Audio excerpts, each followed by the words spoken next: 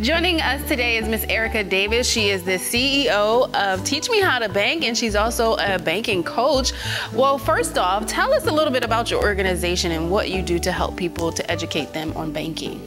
Yes, well, thank you. First of all, thank you for having me here. I'm very appreciative of this opportunity. Teach Me How to Bank is something I designed, a training, informative sessions that I designed. I'm a banker, is my background. I've worked in banking for almost 15 years. I resigned just shy of that, and it was always involving customer service of some sort. Throughout the years, what I realized were the problems were repeating.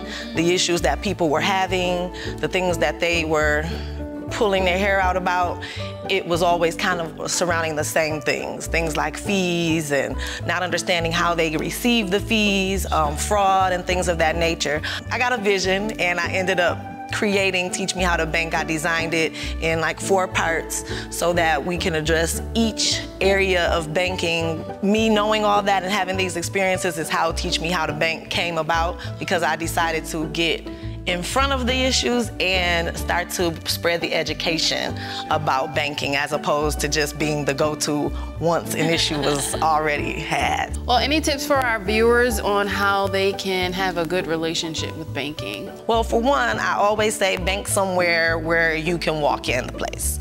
You don't have to have just one account in one place. Banking is a relationship, so make sure that you're somewhere where there's that give and take. It works for you. And then you're also familiar with the people that work inside of the institution. I always say become familiar with your banker if you are banking somewhere, because they are the ones that are going to be the first to know about all the programs, things that the government rolls out that's for lower income, lower credit levels, and even things like the PPP loans. When we had that experience with COVID, people that were able to take advantage were people that already had banking relationships. So it's something that you want to have right now, not when you're rich. You don't have to wait until you have a lot of money to have a banking relationship. So I always just encourage people to start early, and don't be afraid to change the relationship.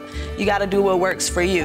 And then once you have it, maintain it, be smart about it, don't neglect it. It's something I always tell young people: check your bank account as much as you check your social media. So don't ever be able to tell me a trending topic if you can't tell me your bank balance for that day.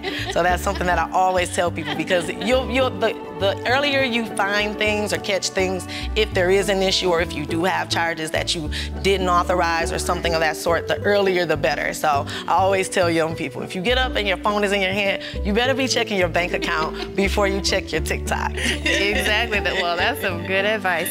Well, Erica, tell people how they can learn more about your business. You can find me on Facebook and LinkedIn, both under Teach Me How to Bank. My email is the letter I, teachbanking@gmail.com. All right. Well, Erica, thank you so much. That was so informative. Thank we appreciate you for coming. Thank you for having me.